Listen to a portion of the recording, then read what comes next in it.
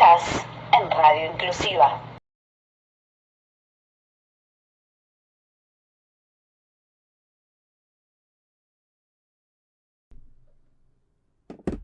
Buenas, buenas, ¿cómo están? Buenas, buenas. Son las 8 de la noche. Estamos acá con el compañero Lucky. Buenas, buenas. ¿Cómo va? ¿Todo bien, Alexis? ¿Todo bien? Hoy tenemos compañero nuevo. Correcto. Tenemos acá con nosotros a Julio, coordinador de Lío Cultura. Buenas noches, ¿cómo están? Hoy, ¿qué tema tenemos para arrancar? ¿Con qué vamos a continuar? Bueno, hoy tenemos una larga jornada. Por un lado, vamos a hablar con el compañero de Cultura. Vamos a hablar de algunas propuestas, un diagnóstico general. Vamos a retomar un poco lo que hablamos la vez Lo pasada. que hablamos la vez pasada, que habían quedado muchos temas pendientes. Al final vamos a tener una pequeña conversación con Guillermo Moreno. ¡A la mierda! ¡Qué nervios! Vamos a intentar sacarle el mayor jugo posible a la charla. ¿Querés ya empezar con la consigna? Vamos con esa. La idea hoy es que nos comenten en el grupo, en el chat, en el grupo también, pero en el chat sobre todo, qué disciplina debería estar en los Juegos Olímpicos y no está. ¿Tenés alguna vos que hayas pensado? La disciplina... Yo no estoy viendo los Juegos Olímpicos. No. Entonces, porque genuinamente no tengo tiempo. Y yo te había dicho antes, cuando estamos, que yo metería al Counter-Strike, porque me parece, encima que sería posiblemente ganaríamos, porque Argentina, sí, Argentina es un país muy fanático del CS. Y además ganamos, salimos campeón. No me acuerdo cómo se llama el equipo C9, una cosa así, salió campeón hace poco. Entonces, pero ¿está o no está? No entendí. No está. Creo que ahora va a bueno, salir. Entonces que esté. Va a haber unos Juegos Olímpicos de eSports. No sé qué será, pero... Y supongo que serán los típicos, el LOL, el sí, hay varios igual, pero es una disciplina que va... Ya nos pusimos... Sí, ya debatimos y era como si no... Ya es muy ñoño. Muy ñoño, pero vayan tirando consignas. ¿Qué juego olímpico debería estar? Y podemos sumar que Argentina la rompería. Me parece que va tácito, ¿no? Como, bueno, sí. Que vamos a estar y vamos a sacar la medalla de oro. El tema es que proponga lo que propongas, ganamos. O sea, ¿viste? Como... A mí me había encantado porque luego del Mundial empezó como una jornada donde te enterabas, no, Argentina ganó en otra cosa, ¿viste? Y ganó en el Age of Empires. Ganó, ahora tenemos a un pibe que no sé cuántos años tiene, tipo 12 años, que es un genio en el ajedrez. Capo. Tipo, el talento sobra, ¿eh? Hermoso. Y en la Argentina al palo. O sea, terminamos la Copa y seguimos con el Juego Olímpico. Vamos a dejar que la compañera se acomode, pero... muy buenas noches, ¿cómo les va? Al equipo. Para continuar con la charla tan interesante que nos había quedado bastante corta la otra vez, la verdad. Sí. Y que te habías quedado sobre todo con ganas de comentar propuestas, porque quizás estuvimos mucho en la parte más, bueno, teórica, más de los problemas, medio estuvimos filosofando. En todos lados, en realidad. Estuvimos en todos lados, pero quizás nos faltó un poco, por tema de tiempo, hablar de la concreción de lo que estamos haciendo y de lo que queremos hacer, que está muy interesante. Sí. Antes de las propuestas, vamos a repasar la consigna, porque vos justo no estabas, que decía, ¿qué juego, qué disciplina debería estar en los Juegos Olímpicos? Y no está. Bien. La dejamos para el segundo bloque, o cuando arranquemos el primer bloque. Ahora la idea era presentarnos y vamos a ir a un separadorcito y a un temita y volvemos con el primer bloque. Dale, va a sonar How Could I Be Such a Fool The Mothers of Creation, Invention, no me acuerdo ya. Entra tema. Buenas. Sonó Frank Zappa. Estamos acá de vuelta con Brenda, que le voy a dar la palabra, ya que está muy ansiosa de hablar de los proyectos y de todo lo que se está discutiendo dentro de Lío Cultura. Contame. Bueno, la verdad es que el programa pasado se nos fue como agua, no sé si todos tuvieron la misma sensación, yo creo que sí, y yo me hice un pequeño machete como de cositas, así que quedaron colgadas, que obviamente hoy tenemos una entrevista muy importante, que no sé si está anunciada o no, por la duda no lo voy a decir. ¿Sí está anunciada? Sí. Ah, bueno, más allá de la entrevista de Guillermo, de nuevo no nos alcanzaría el tiempo para todo, entonces voy a ir a lo que me parece más jugoso, por así decir, para abrir un poco también el debate, aprovechando que hoy también lo tenemos al compañero Julio, que también es de cultura, así que vamos a poder hacer unos contrapuntos interesantes. Hablábamos en un momento yo hablé del tema de las industrias culturales, ¿no? Porque para pensar a la cultura desde lo que es la gestión de política, ¿no? Como yo les decía, el Estado no es que les va a estar diciendo a los artistas lo que tienen que hacer, lo que tienen que escribir, cómo tienen que hacer arte, no es que va a estar señalando ese tipo de cosas. Entonces, ¿en qué se tiene que concentrar la política, ¿no? A la hora de hablar de cultura, y es en generar puestos de trabajo. Por eso, el concepto más fértil para hablar de generar trabajo en lo que es cultura es hablar de industrias culturales. Entonces yo había empezado a hablar de cuántas chimeneas se pueden llegar a encender por una película como El Hombre Araña, de un ejemplo foráneo, porque, viste, estamos así culturalmente. ¿Qué le vamos a hacer? Entonces vos tenés la película del Hombre Araña, pero Metegol. Puede ser la película Metegol. Metegol. Buena película. Dale, pero con Metegol no se hizo tanto merchandising, ¿ves? Bueno, ahí se perdió una oportunidad. Tenías 22 se jugadores. Podría haber hecho, pero la cuestión ahí está en que ese merchandising se mueve también cuando vos tenés la correcta distribución. Así que gracias porque me diste pie para engancharlo de distribución de una, así, boom. O sea, es cierto lo que vos decías, vos me habías hecho contrapunto de tampoco consumismo y merchandising porque sí, y consumismo porque sí, y empezar a hacer todas cosas descartables, ¿no? Que uno las usa un día, ay, qué bonito, el disfraz de la Hombre Araña, chau, o de Metegol, chau. Bueno, es cierto, pero bueno, hay que concentrarse en generar trabajo también, ¿no? Y más allá de este ejemplo que yo di de productos que se empiezan a generar por ahí a partir de un contenido cultural, la cuestión es dónde la política debería actuar, ¿no? Para fomentar eso. Se fomenta, siempre no. Pero se han hecho muchas cosas para fomentar la producción cultural en Argentina. ¿Por ejemplo? Inca, la creación de Inca. Claro. Sin ir más lejos, la creación de todos los institutos de arte, la creación de las universidades de arte. Pero yo pienso que estamos en una etapa donde eso ya no sirve, porque no sirve si vos producís una obra que después la va a ver tu abuela, tu tía, tu hermana. Con suerte tu hermana. ¿Me explico?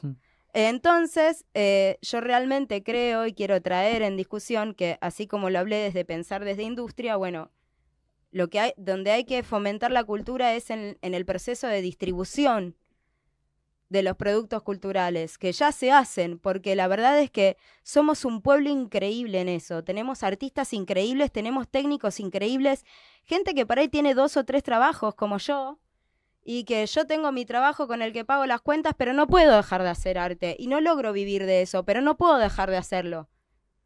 Entonces laburo por ahí el doble o el triple que una persona normal. Entonces, por un lado los artistas nos ponen como en esa etiqueta, lamentable etiqueta social que aún existe, ¿no? Del artista vago. Y por ahí la mayoría somos personas que tienen 2, 3 trabajos, ¿me entendés? Porque no pueden dejar de hacer arte, porque pasa por otro lado. Que no es lo mismo que ser un trabajador, ¿no? Más de la industria del entretenimiento, que es parte, ¿no? De la industria cultural, pero que ahí hay otras cuestiones, ¿no? De marketing, otras cosas que no necesariamente pasan por esa necesidad expresarse del artista. Y es una pregunta, porque ahora me surge como esto, pensando en la industria, en trabajadores y los derechos del trabajador, que cómo es en el trabajo formal teniendo ciclos de laburo. Pues entiendo, nada, producís un contenido de actuación, que es un periodo, después tenés un periodo donde no trabajas, medio como la obra, como trabajadores obreros de la construcción, digamos. ¿Cómo es esa secuencia, digamos, para que sean con derechos, digamos, y no estés en esa precarización? ¿Tenés un seguro? ¿Cómo es? No, suerte. O sea, anda a seguir caminando castings, anda a seguir caminando contactos, anda a hacer. Y si no, como hicimos algunos, ponete a producir. Claro, pero la mirada del movimiento obrero correte del lugar de artista y ponete a producir. Yo te quiero sacar un poco de ese tema, porque me parece que podemos ahondar más tarde. Porque al final y al cabo, la política, en realidad, ¿cuál es el fin de todo? Es la felicidad del pueblo. Por supuesto. Entonces, ¿qué es la cultura? ¿Qué es apoyar a los artistas? ¿Qué es apoyar la cultura? Si no es apoyar la felicidad del pueblo. Tal cual. O sea, cuando uno lo piensa en una mirada rentística nomás, se está perdiendo de cuál es el verdadero objetivo de todo, que es que la gente sea feliz, pudiendo ver alguna banda que le gusta, pudiendo escuchar, no sé, ir a ver una obra de teatro. Reflexionar también, aprender a través del arte, no solo emocionarse. Desde digamos, los agentes culturales, sino desde el mismo consumidor. Digamos, no es que es solamente para que vos tengas trabajo, es también para que el otro pueda ir a verte y a lo mejor se va feliz, se va triste, pero se va reflexionando. Entonces, dentro de la visión, o sea, la visión política peronista, nunca se basó en digamos, en el qué da rédito. Tiene que ver con la felicidad del pueblo. En el que da rédito sí, pero ¿para qué? El rédito para lo mismo, para ser felices, para tener nuestras necesidades satisfechas. Principalmente, no solo las necesidades, digamos, materiales, sino obviamente también las necesidades espirituales. Totalmente. Aquí la cuestión de la cultura, ¿no? Porque si vamos con lo de no la cultura del descarte, ¿qué es la cultura del descarte? La gente que va a comprar algo porque no tiene... Normalmente ese tipo de cultura está vinculado, desde mi perspectiva, con también a lo mejor, qué sé yo, alguien que se contenta con ver una película de 3 horas, no tiene la misma necesidad de ir y gastar en cualquier boludez. No sé si me explico. No. Que con todo respeto. La cultura del descarte también está acompañada en la visión de... digamos, un vacío en el alma que no podés llenar y que históricamente la forma de llenar ese vacío, vamos a decir, siempre fue a través del arte. Y que si hay mucha gente que conozco que hoy en día no ve películas, apenas escucha música, no va a ver obra de teatro. Entonces... ¿Pero ve fútbol? Y ve fútbol. Y bueno, quizás, el fútbol es parte de nuestra cultura. Claro, hay gente que ve fútbol, lo llena ahí. ¿Sale a tomar cerveza con amigos? Claro. ¿Y se pide unas papas con cheddar? Se pide unas papas con cheddar. Ahí está. Aguante, che. No, bueno. cheddar. Sí. Bueno. Pero para mí hay algo que quería aportar de que también hay que ver desde dónde lo planteamos. Porque me parece que lo que tenemos que buscar también... o entiendo que cuando vamos a las propuestas o el plan de gobierno, hacia dónde vamos, qué proponemos, va desde el punto de vista de la gestión, digamos. Y un gobierno esclavo de un pueblo libre también es, hay cuentas que mostrar y decir, entiendo totalmente, por eso para mí la discusión es la armonía entre Exacto. la sostenibilidad de la política y garantizar productos, o sea, tener nuestra identidad o nuestra cultura nacional a resguardo tal vez del bombardeo, digamos, que puede ser de culturas foráneas. Me parece que es esa armonía, pero no podemos pensar que, bueno, simplemente es una mirada donde no tenemos que mostrar en la gestión, mostrar objetivos, metas. Bueno, ahí Parece está, que ese es el desafío de la ahí gestión. decís, a ver, No como... Perdón, sin ir sí. más lejos, otra cosa que tampoco hicimos demasiado en el programa anterior de todo lo que no nos entró es criticar, ¿no? Los desastres de la gestión actual en lo que es cultura y entre ellos, ya que hablábamos, ¿no?, de armonía, eliminó por decreto la cuota de cine argentino que debe haber en los cines. Las limitaciones, la censura, todo ese tipo de cosas. También las censuras, sí, como dijiste, compa. Pero pensándolo también para ir yendo también hacia qué estamos haciendo, hacia dónde vamos, Julio, ¿querés comentarnos un poco cuál es tu visión o más allá de cómo estamos también, qué es lo que estamos haciendo? Porque se van haciendo cosas a niveles claramente no de gestión, pues no estamos en gestión, pero sí en nuestro barrio o en claro, nuestra... Julio es un gran compañero que ahí va a contar, que labura un montón y está buenísimo para mostrar, ¿no?, las cosas que se pueden hacer. Infinidad de cosas se pueden hacer. Algo que tendría que hacer un próximo gobierno peronista sería espacios culturales. Está bueno ir, decir, mira, toca tal banda, me la voy a ver, mira qué obra de teatro, me la voy a ver. El tema es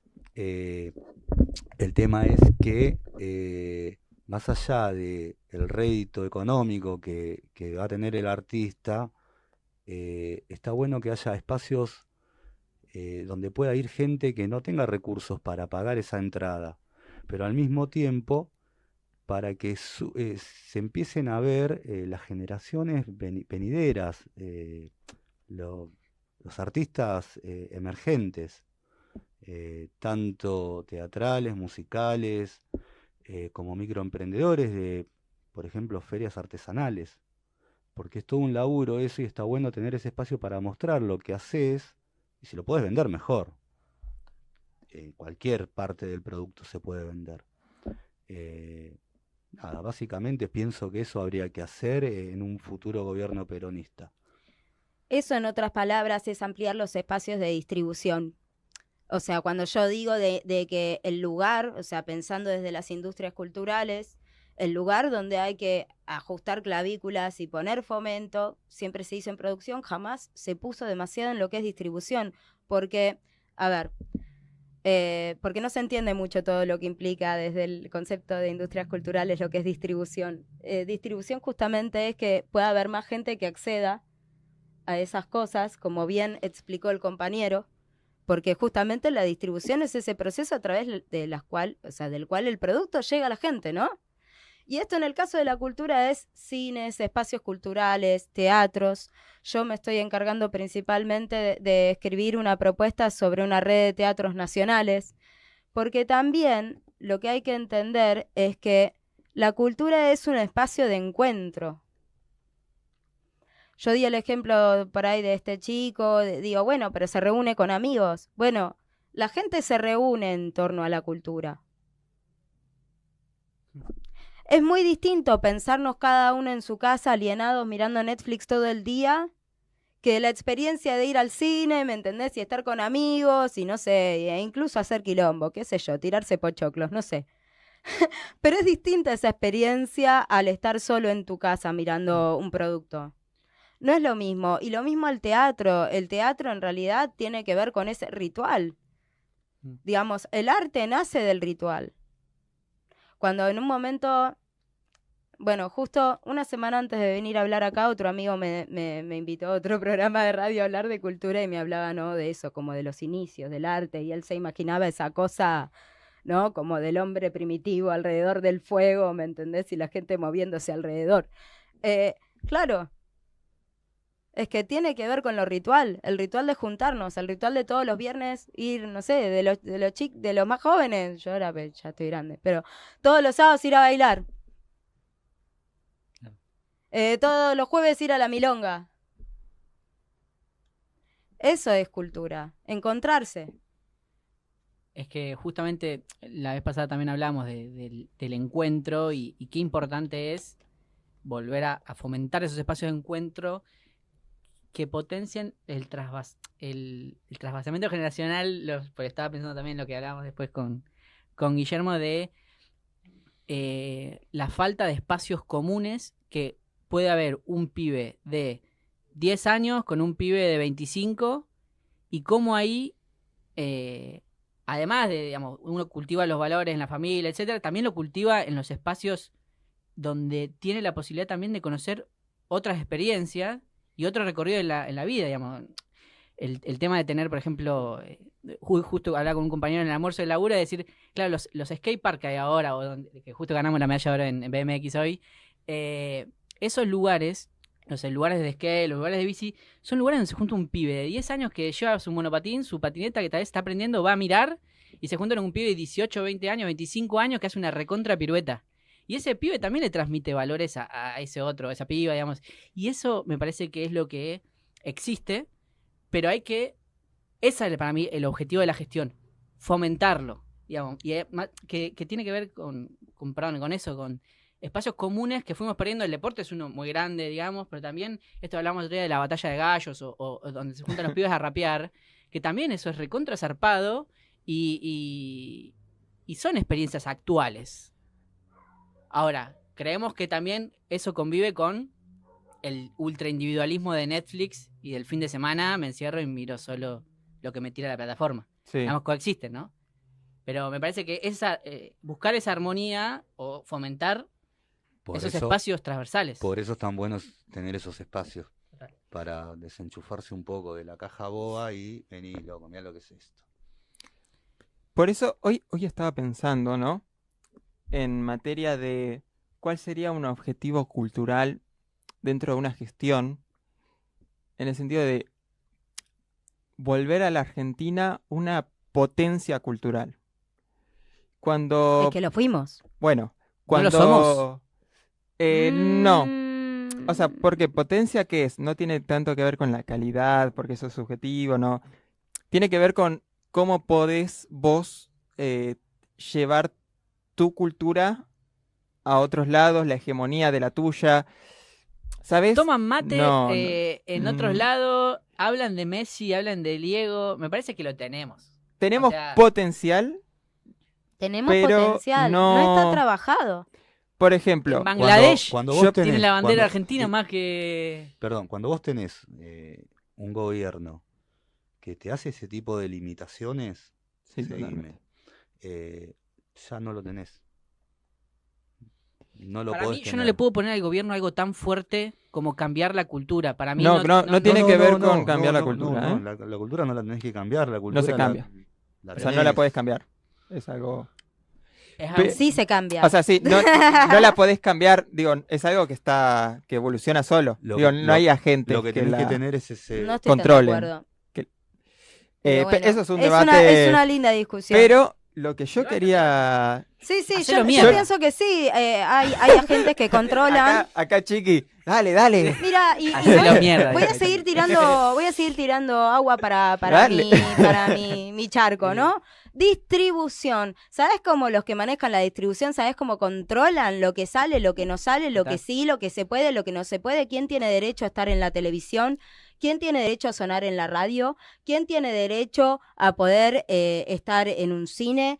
Por supuesto, la distribución. Quien controla la distribución controla lo que llega y lo que no llega. Igual ahí hay algo para charlar. Yo lo que estaba pensando es cómo los países se convertían en potencias culturales. Normalmente es porque, a ver, es la misma lógica que la industria.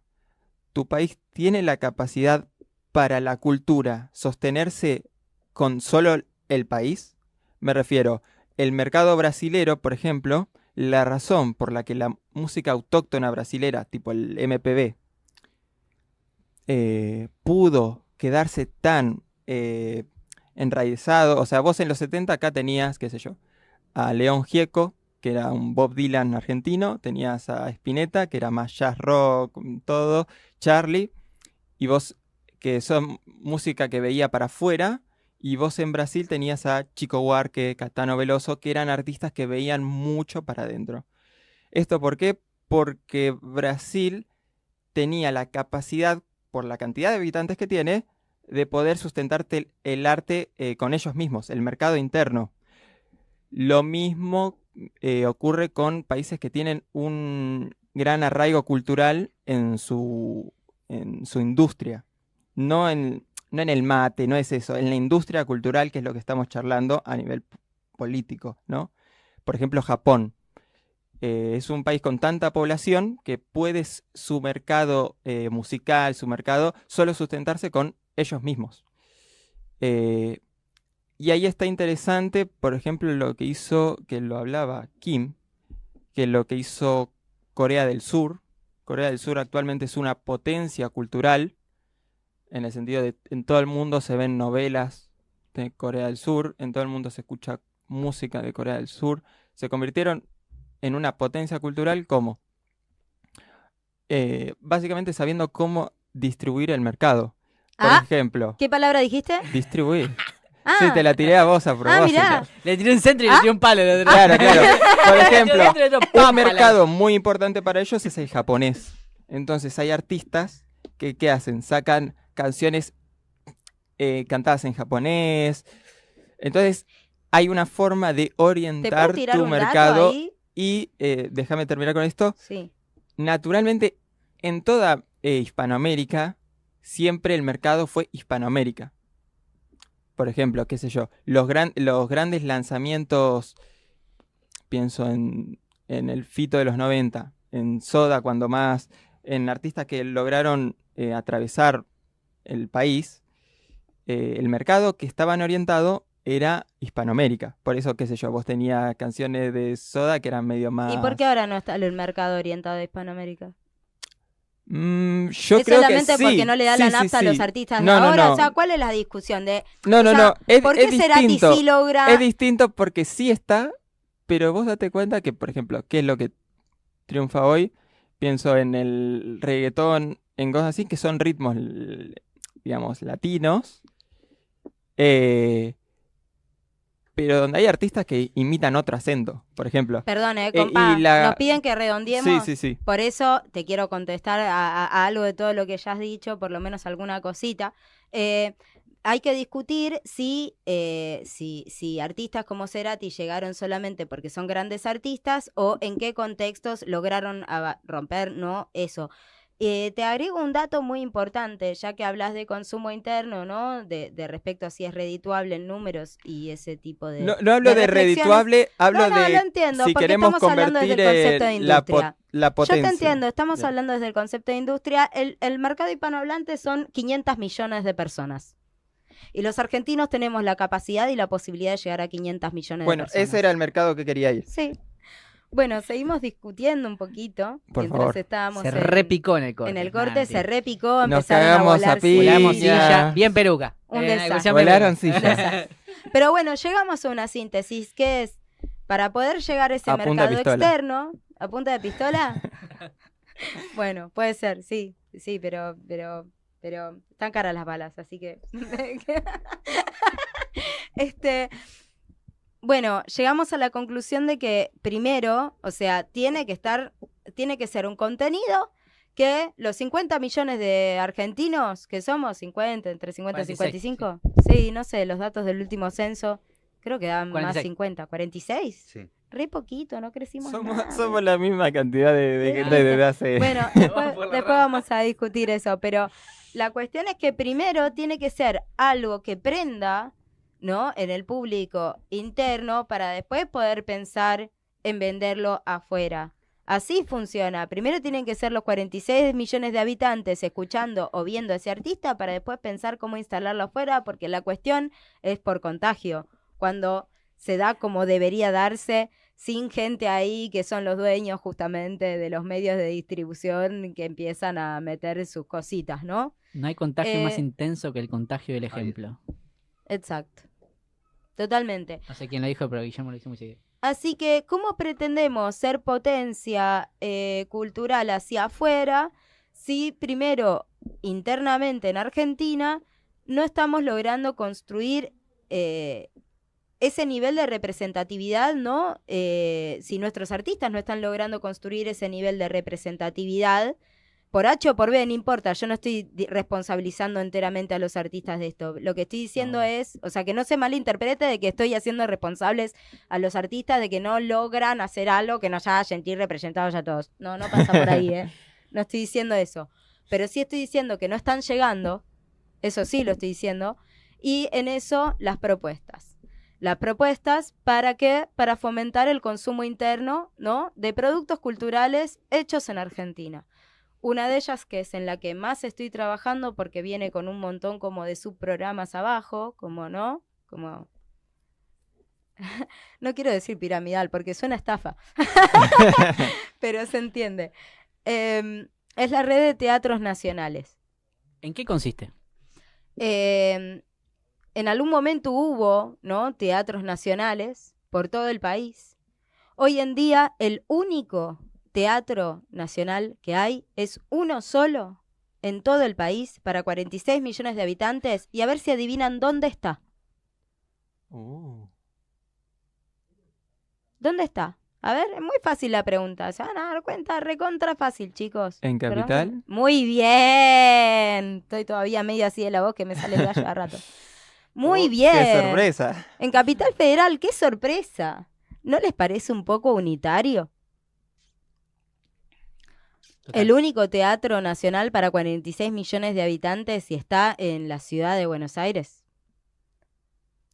Eso es porque en algún momento, ¿no?, que se empezaron a transferir recursos a las provincias, ¿no?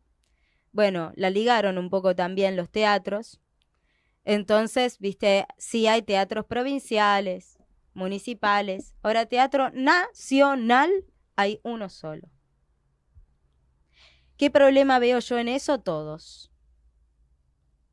Digamos, no sé si me va a dar el tiempo al programa para enumerar todos los problemas que yo veo en esa pésima decisión, pero vamos a enumerar algunas de las ventajas, sí, de la propuesta de tener una red de teatros nacionales, ¿no? Pensando ya en la proyección a futuro de algo bonito, bueno y sano para todo el país.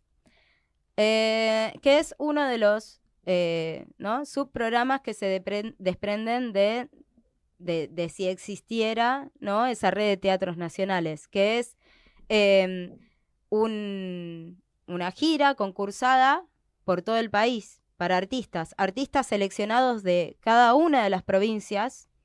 Por ejemplo, una obra de teatro de Jujuy, una obra de teatro de Mendoza, una obra de teatro de Ushuaia, que cada una de esas obras de teatro tengan la posibilidad de hacer una gira nacional. Eso es distribución. Distribución es que el de Jujuy, que el que vive en Jujuy pueda ver una obra de teatro de gente que la produce en Mendoza. Distribución es que la gente que produce teatro en Jujuy pueda llegar a la capital. Eso es distribución. Darle posibilidad a los artistas de ser vistos, de ser valorados.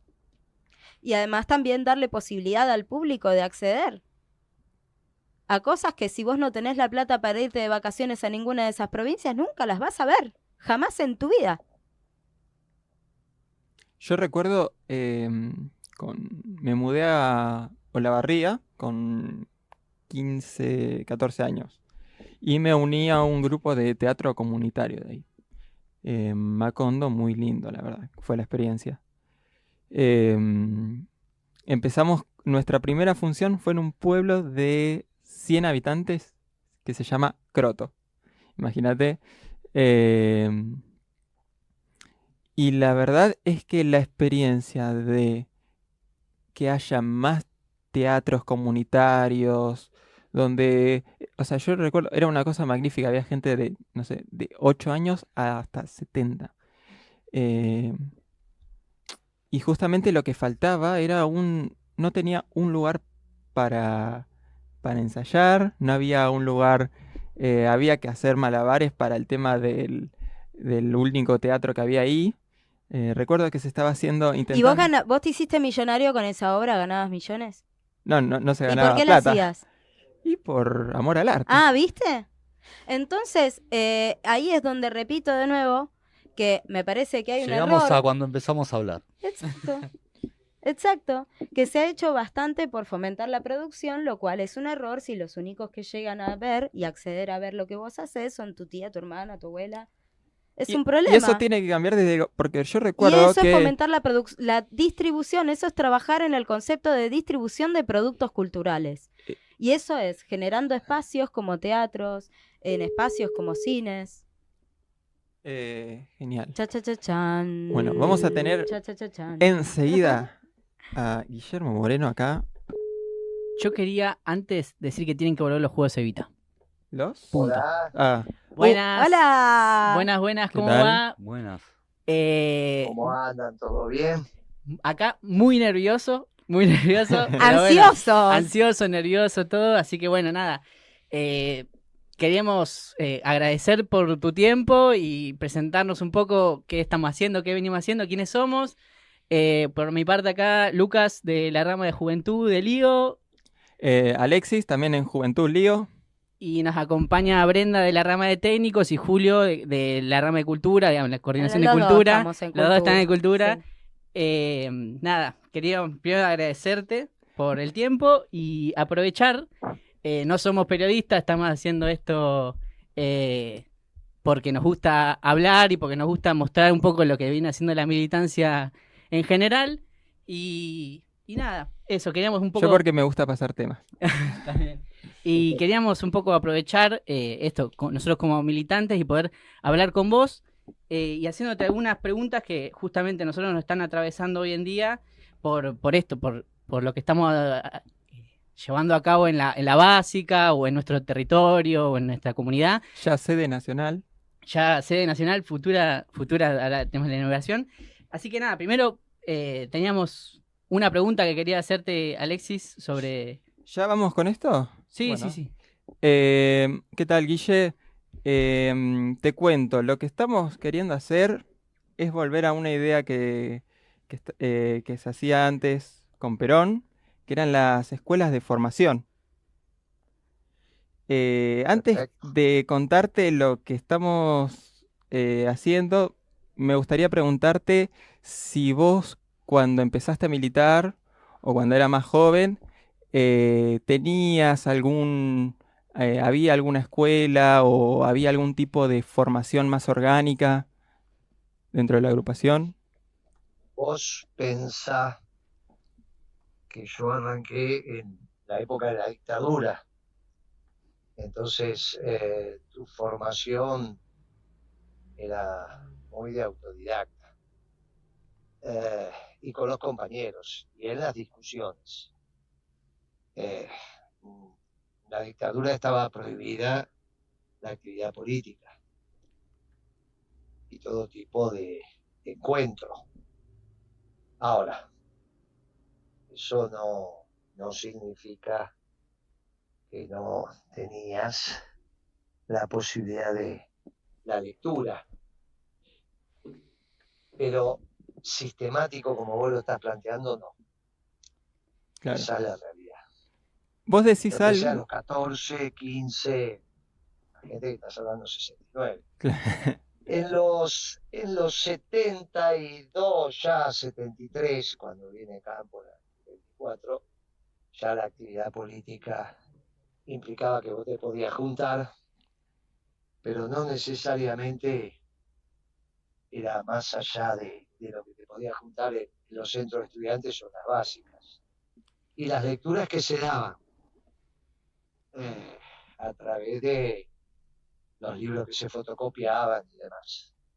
Había mucho de discusión intracompañeros, no tanto de formación sistémica como ustedes se lo pueden estar planteando ahora. ¿Está bien? Claro, Con un porque docente, con preguntas, con respuestas. ¿Está bien? algo que vos Se decís, intentó posteriormente hacer la escuela de formación, pero bueno, no fue algo masivo, digamos, ¿no? Sí, un poco la pregunta también va, queríamos también aprovechar la entrevista y poder hablar con vos o sea, nosotros estamos en Lío en Nacional, es una agrupación nacional, pero también estamos trabajando en la sede nacional, que es la que mencionaste varias veces, gran ex fábrica, que también va a tener una unidad básica Entonces estamos pensando, bueno, ¿cuál es el rol dentro del peronismo? Las unidades básicas, ¿qué tenemos que revitalizar o creemos que nos falta? Esto que tuvimos el plenario, que también pudiste participar en el cierre, salió ese tema, ¿no? El rol de la unidad básica, y nosotros tenemos un desafío por delante, que es ponerla a punto, que estamos laburando todos los sábados, vamos a la juventud, todas las ramas, a hacer revoque, a hacer cemento, a hacer mezcla para contrapiso, impermeabilizar. Hablando con compañeros, también un poco hablaste en el plenario del trasvasamiento generacional que se da en esa comunidad organizada que profesamos y que llevamos a cabo concretamente, tácticamente, en nuestra unidad básica, en nuestra sede. Entonces queríamos aprovechar esto que estamos atravesando para preguntarte también a vos cómo era en esa época, bueno, un poco ya lo estuviste comentando, pero en las unidades básicas, cuál era el rol que se hacía y qué crees que tendríamos que recuperar muchas veces o no de Mirá, esa... primero me parece encantador lo que están haciendo. Es un trabajo que no se van a olvidar más y es un orgullo. Y es el orgullo de la obra hecha. A mí me parece fantástico. Podrían juntar plata y que lo haga un tercero, pero no tiene... Es como hacer pan casero. No digo que tenés que vivir de pan casero, es un laburo, pero una vez cada tanto hacer pan casero tiene otro gustito. Pan hay que comprarlo en la panadería, pero todos los días o cada 2 días, pero cuando vos decís, bueno, voy a hacer pan casero, tiene otro gustito. Y eso es hacer las básicas con sus propias manos, al margen de que tenga o no tenga los fondos, que en este caso no los tienen, pero si los tuvieran, también me parece encantador lo que hacen. Segundo, hay 2 lugares porque cumple doble rol, de coordinar, hacer sede nacional con los compañeros de todo el país, tener un lugar donde ellos vengan a Buenos Aires, saber que en un lugar pueden estar, tengan un lugar donde los va a acoger. Y después, la unidad básica como referencia del barrio, desde la ayuda escolar a los vecinos que tienen problemas, hasta buscar trabajo, hasta dar orientaciones, acción social, y después debate político, porque vos te terminás formando de profesional en la disciplina cuando los vecinos te entienden lo que hablas. Y es todo un esfuerzo y un sacrificio que tenés que hacer para el diálogo que tenés en la universidad o en tu facultad, después tenerlo con los vecinos y que sea la misma coherencia. Y ahí te terminás de formar, son años, ¿eh? Y por lo tanto hay que revalorizar el trabajo en la unidad básica. ¿Quién lo tiene que revalorizar? Bueno, los que toman decisiones. Antes en el peronismo era natural, ser secretario general de una básica era ser un tipo importante, no porque tuvieras plata, por esto, pero era importante, como el cura párroco, el jefe de bomberos, el tipo, en el barrio siempre hay un tipo importante y no se define por la plata, se define por la actividad que hace. Que vos tengas un contrapunto con el importante de los radicales en su momento, digamos, bueno, era la pica que tenía que haber, pero ese reconocimiento del barrio es muy importante. Para eso tiene que trabajar el barrio, ¿no? Que haya un problema, que se resuelve, yo capaz de resolverlo. Bueno, ¿Vos? ¿Cómo estás, Guillermo? Te saluda cómo Brenda. se resolvía el tema, la acción de las básicas en aquella época. ¿Qué tal? Un placer. Mucho gusto. Acá muy, muy felices todos de poder estar charlando con vos. Yo te quería comentar, ¿no? Bueno, así como vos expresaste perfectamente esto, ¿no? Del pan casero, que tiene otro gustito, ¿no? Esto de que también, esto que comparabas un poco, que la formación por ahí se daba más en el diálogo, en el discutir con otros compañeros, ¿no? Que también es una cosa más artesanal, ¿no? Que esto de la formación por ahí más, ¿cómo decirlo? Más escolarizada, por así decir, Sí, que tiene más otro formal, sí. gustito. Claro, tiene otro gustito. La formación que también se construye en el Claro. diálogo, en el simplemente sentarte, charlar, dialogar con los compañeros. Y hoy estábamos acá hablando de cultura, estuvimos discutiendo muchas cosas muy interesantes. Y yo en ese sentido te quería, bueno, por ahí invitar, si querés, a charlar con nosotros de lo que veníamos hablando también de eso. porque estábamos hablando un poquito de pensar la cultura para la gestión desde industrias culturales. Y como vos siempre estás hablando, ¿no?, de reindustrializar el país, por ahí está buenísimo, ¿no?, a la hora de hablar de cultura, meterlo también, ¿no?, pensándolo desde este concepto lo mismo. Hay que reindustrializar el país para generar trabajo y eso implica la cultura, verla como industria cultural. Estoy de acuerdo, es un concepto que se utiliza, no es un concepto que no, cuando estaba el Inca tenía toda una gerencia que se ocupaba de ese tema, ¿no? Porque es como financiar el hecho cultural. No es solo el financiamiento estatal, sino el financiamiento. Está bien, quizás en el mundo solo hay lugar para un Hollywood, ¿no?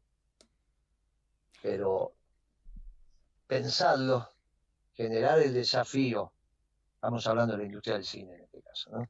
La industria del cine dentro de lo que podría ser, claro, como un ejemplo de industria cultural, sí. Sí, claro. Por eso digo, todavía estamos hablando en este caso de la industria del cine, porque eso va también para el libro, claro, va para teatro, el resto de las expresiones. música. Claro. Entonces, el tema del presupuesto, que siempre tiene que estar, también tiene que estar mediado por la posibilidad de que sectores del mercado estén en condiciones de financiarlo. Yo recuerdo que en algún momento hicimos dos acciones desde la Secretaría de Comercio. Una, juntar a los tanques extranjeros, estamos hablando de Sony, estamos hablando de Disney, estamos hablando de Universal. Sí, bueno, ustedes van a traer películas que quieren que sean vistas en la Argentina y obviamente se llevan los dólares, bla, bla, bla. ¿Por qué no producimos en Argentina? Busquen alguna propuesta que les seduzca, produzcan en Argentina, dejan plata y empezamos a compensar, dan trabajo. Se hicieron muchas obras, muchas propuestas. Todo el mundo de la cultura estaba trabajando. Hicimos un acto que la Coca Salvi estuvo en el mismo palco al lado de Cristina. Encantador fue ese, lleno todo el museo del Bicentenario lleno de artistas, porque veían que había laburo. Cuando esos muchachos priorizan un país para hacer cosas, las hacen y bien. Y después se venían al mundo. Lo segundo que hicimos es intentar armar un fideicomiso con financiamiento privado, o sea, el fiduciante que fuera privado, y con una evaluación privada de ese fondo, un fondo tipo Inca privado. Generó mucho debate, porque sí, no significa correr al Estado, significa que las empresas financien la producción cultural. Bueno, ahí el Estado puede también coparticipar y puede generar la unidad evaluatoria, pero fue bien interesante. Te digo que eso lo hicimos, empezamos a hacerlo en el 11, en el 12, fue bastante bien aceptado. Y era un esquema público-privado que se podría haber desarrollado más después, bueno, porque se veía venir que iba a haber algún problema presupuestario como después hubo. Ni hablemos ahora, ¿no?, que directamente te lo quieren cerrar. Pero bueno, el rol del mercado en el financiamiento de las actividades culturales en vinculación con el Estado es algo que hay que explorar. Permítanme cambiar un poco el eje. Yo vengo de la rama de la ingeniería civil, no vengo tanto del palo del arte en general, pero sí me atraviesa, digamos, trabajar los planes de gobierno y el ministerio propuesto de comunidad, y cómo, bueno, no le podemos poner todavía comunidad organizada, y después ahí discutiendo, volviendo al tema de la básica, ¿no? Lo que más, o sea, el lío nos tiene la cabeza fija en la inauguración del 21 de septiembre, con una hermosa peña, un buen encuentro bien peronista para todo el barrio, y también estamos pensando en, bueno, cómo llevar la cultura, o el Ministerio de Cultura, Ministerio de Comunidad, la comunidad organizada y la básica, todo eso tenemos en la cabeza, y decir, bueno, ¿cómo llevamos a la práctica esto que decimos, ¿no? Hablamos de gestión, pero en nuestro territorio, esto en un metro cuadrado, como militante de base, tenemos una unidad básica y el rol justamente, o nuestra sensación, o mi generación yo tengo 28, y de ver muchas veces básicas que son políticas en el sentido electorales, y no unidades básicas como célula elemental de la comunidad organizada. Y después pensando en eso y diciendo, che, cómo nos fuimos tal vez confundiendo en el rol de la unidad básica, y cómo justamente ahora estamos pensando y poniendo en práctica la unidad básica como célula en nuestro barrio. Estamos proponiendo también el Día del Niño, la rama de la juventud, poder organizar en la Plaza de Papo, que es ahí a 2 cuadras de la sede, una jornada con los pibes, reivindicando un poco la verdad peronista de los únicos privilegiados serán los niños, poder hacer una merienda, poder hacer un espacio de juegos y conseguir regalos para los pibes del barrio. Pero quería justamente volver al tema de la comunidad y de la unidad básica. Si vos crees que hubo, esto que un poco también se había salido en el plenario, hubo una confusión, digamos, en la pérdida de comprender como militante de base qué es el rol de una unidad básica. Si coincidís en eso, si ves que no, que estamos bien, o Claro, cómo sí, mejorar. porque la política se transformó finalmente, así como una comida sin sal y pimienta no es la misma comida, tampoco podés decir que la comida es la sal y la pimienta. Entonces, los cargos son la sal y la pimienta de la política. Obviamente que siempre va a haber una discusión, pero no es la política es lo que vos acabas de describir. Y a veces cuando tu motivación, muchacho, que es médico, que participa una vez por semana en la básica, que tiene su familia, uno en la primaria y otro en la secundaria, que tiene día de guardia, esto, aquello, allá, bueno, no tiene la posibilidad de estar mucho en la básica, una vez por semana, una vez cada 15 días más. Después hay que elegir un candidato. Bueno, el compañero dice, mire, yo tengo mi vida acá en la sanidad, voy a este hospital, me ocupo, voy a la reunión de padres, no tengo tiempo de ser concejal o de ser diputado.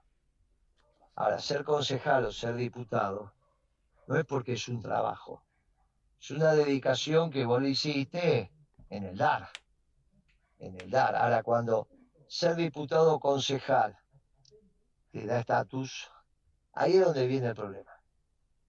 Y mucho de la política tuvo eso. O ve a concejales o legisladores ahora con chofer, ve las alfombras rojas. Antes no pasaba eso. Antes, bueno, el secretario general de la básica terminaba de concejal. O decía, bueno, yo tengo mi negocio, que vaya este compañero de concejal. Y las listas se armaban desde los barrios. Y no se discutía, porque si una básica tenía laburo, si una peña iban 800 personas, y otro hace una peña, van 7 personas, 10 personas, 15 personas, está claro que tiene más trabajo. Entonces es obvio que ahí se tiene que armar y como se tiene que consensuar la cosa, es con el que tiene más trabajo, porque todos quieren ganar la elección. No te pones de acuerdo, hay internas. Bueno, puede haber internas. Puede ser que las haya, tiene que haber un método de decisión, pero lo mejor es que salga del consenso de los compañeros.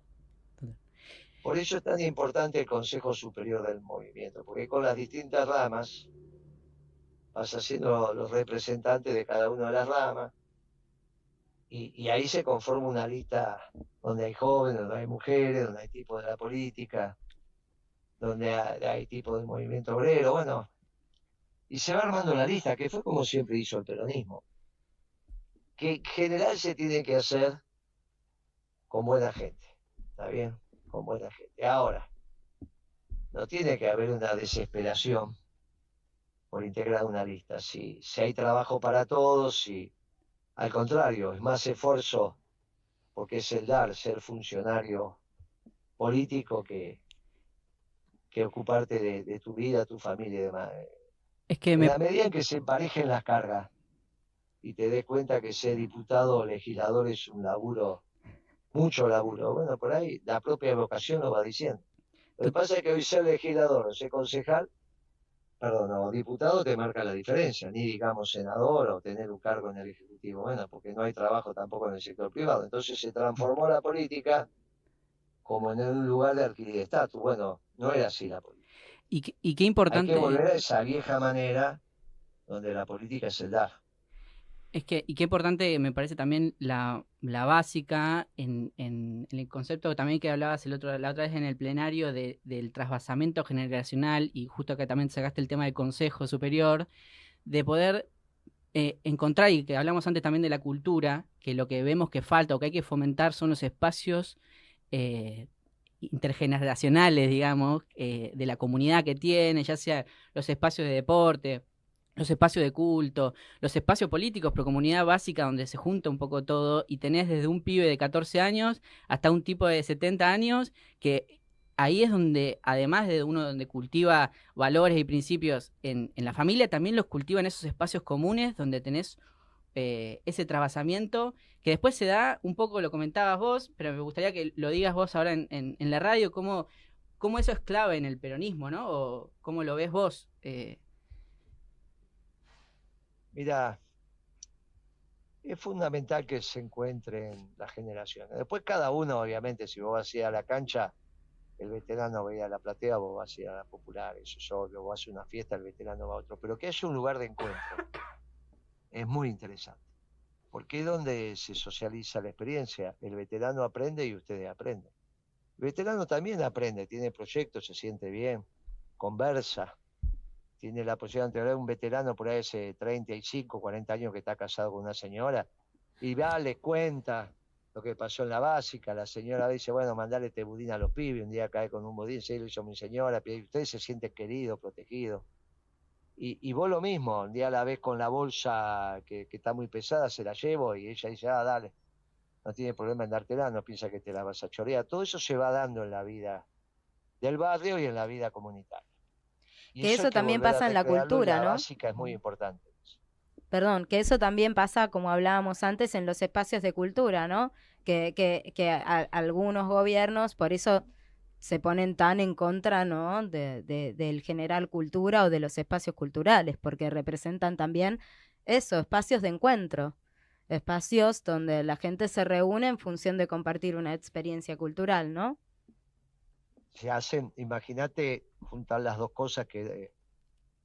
es un lío bárbaro. Sí, no, pero hermoso. Juntar las dos cosas de hacer cultura y política al mismo tiempo, porque siempre lo es un hecho cultural, es un hecho político, pero hacer cine debate. Claro. Quiero decir, hoy los medios te lo permiten, porque vos ponés un televisor, pasás una película y debatís. No es tan complejo eso, ¿no? O ponés un proyector sobre una pared, y ahí pasás una película que la bajás. Hoy es mucho más fácil. Antes tenías el Super 8, tenías que tener proyector. Hoy los medios te lo permiten. La bajás en cualquier lugar, la trasladás al proyector, y del proyector la metías en una pared, después se arma un debate bárbaro. Y lo haces antes de salir a la noche, cuestión que sea una chocolatada o que sea una cerveza, y te juntás desde las 6 de un sábado hasta las 8:30, y después te vas a cenar y después salen. Todas estas actividades son muy interesantes. Guille, se nos va el tiempo, Guille. Bueno. Un placer escucharte, Julio, mi nombre. Un placer escucharte, Julio. Un montón de cosas para preguntarte, pero bueno, ya se nos va el tiempo. Sí, pasamos las 9. Ya nos vamos a encontrar nuevamente, y te vamos a batallar con preguntas. Lo vamos a hacer, amigos. El sábado, por su tiempo y adelante, el sábado estamos en la sede laburando nuevamente, y después nos vamos para Ensenada. ¿Te parece? Muy bien, ahí vamos a hacer el acto. Los felicito, están muy bien. Son un ejemplo para todos los compañeros a lo largo y ancho del país. Muchas gracias. Buenas noches. Muchas gracias a vos. Muchas gracias. Un placer tenerte en el Guillermo programa. Moreno. Un fuerte abrazo peronista para todos los que nos están escuchando, y especialmente para usted. Chao, compañeros. Muchas gracias. Muchísimas gracias.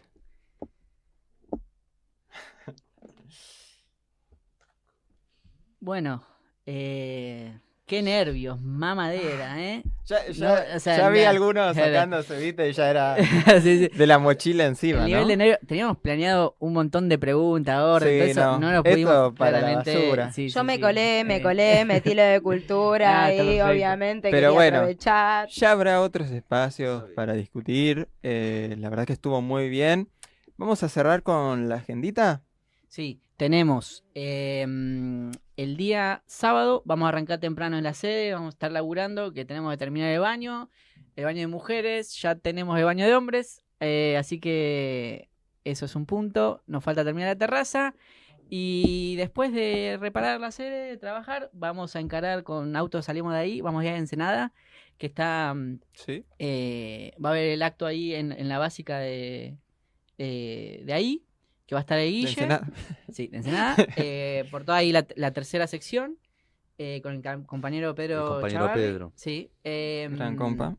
Eso el sábado y después, importante, ya empezar a agendar. El 21 de septiembre es la inauguración de la sede nacional del LIO en el barrio Villa Mitre y el Día del Niño en la Plaza de Papo. Así que los pibes y pibas del barrio, más que invitados a venir, a tomar una merienda, a jugar, vamos a tener varios juegos y vamos a buscar regalitos para los pibes. Y quería sumar esto con respecto a la inauguración de la sede, para todos los compañeros que se quieran sumar, pero en especial para los de cultura, próximamente vamos a estar haciendo una reunión para empezar a organizar todo esto. Así que, bueno, todos invitados. Si son músicos o se destacan en algún tema artístico, van a tener un muy lindo espacio también. Así que nada más. Creo que... síganos en nuestras redes sociales. Tenemos Lío Juventud en Twitter, en Instagram. En Instagram los inorgánicos Los inorgánicos organizados. En Twitter somos la Doctrinaria. Nos pueden encontrar como La Doctrinaria. Ese es el... Y nada, ¿se sintieron bien? Genial. Genial. Consuman cultura nacional, gente, por favor. Consuman cultura nacional. Nos vamos con la cumbia de Moreno. Los chivos los dejo para otro día. Pero les recordamos siempre que los días más felices fueron, son y serán peronistas. Vamos todavía.